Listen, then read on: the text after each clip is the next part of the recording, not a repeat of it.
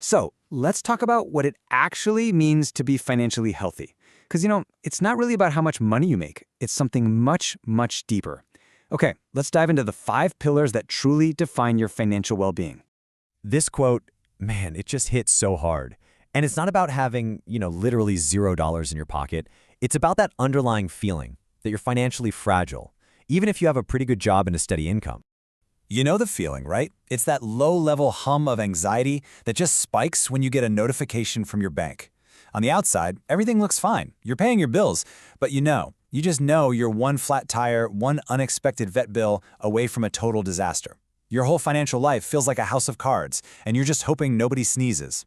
To really get what I'm talking about, let me tell you a story. Let me introduce you to a guy named Marcus.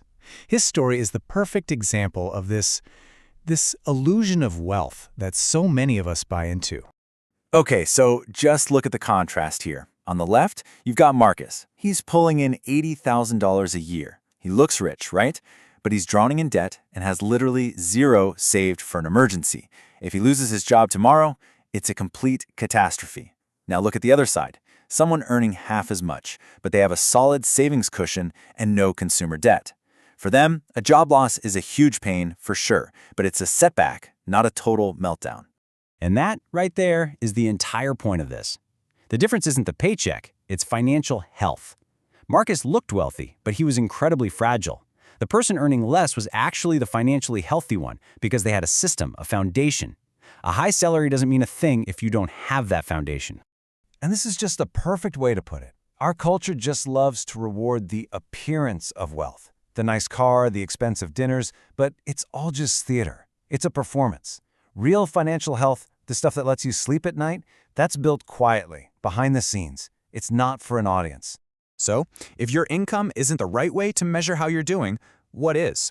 Well, we need a totally new framework.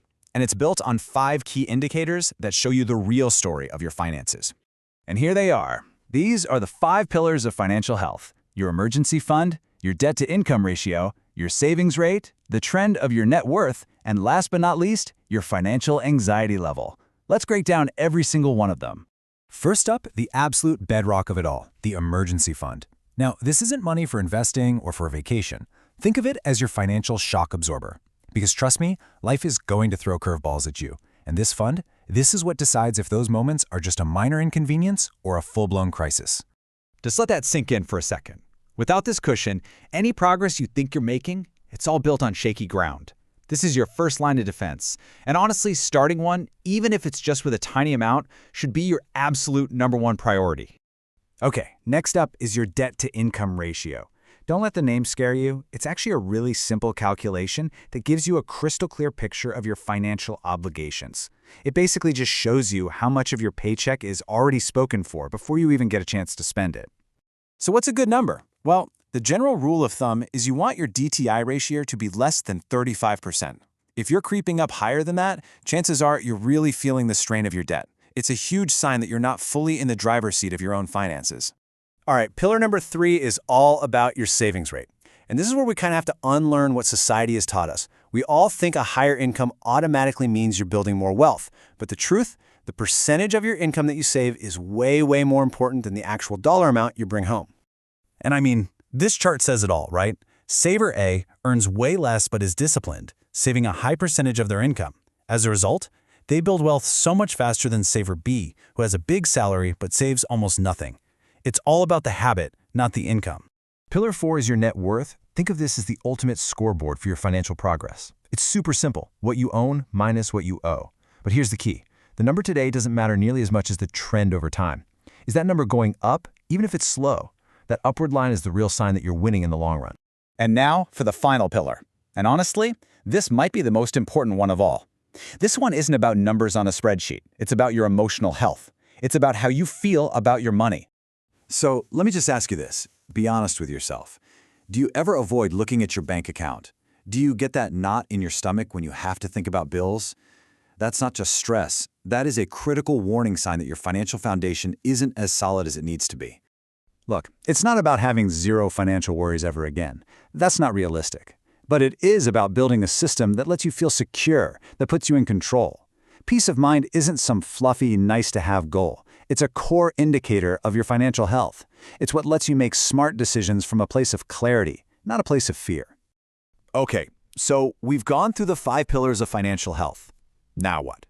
Let's talk about what you can do, like right now, today, to start building a stronger financial foundation for yourself. I want you to take action as soon as this is over. Here are 3 super simple things. First, check on your emergency fund. Where does it stand? If you don't have one, step 1 is to open an account and put something, anything, in it. Second, calculate your DTI ratio. You just need to know the number. And third, figure out what your savings rate was last month. It's all about getting a clear, honest snapshot of where you are right now.